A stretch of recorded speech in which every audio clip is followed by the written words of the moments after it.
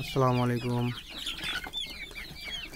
আমার মুরগিগুলো এখন ঘাস খাবে, এই জন্য সবাই দৌড়াদৌড়ি করছে। আপনারা চাইলেও দুপুরের সময় ঘাস দিতে পারেন, তাহলে খরচ বেঁচে যাবে। দেখতে পাচ্ছেন কত সুন্দরভাবে ঘাস খাচ্ছে। এগুলো হলো মিশরি ফার্মি মুরগি।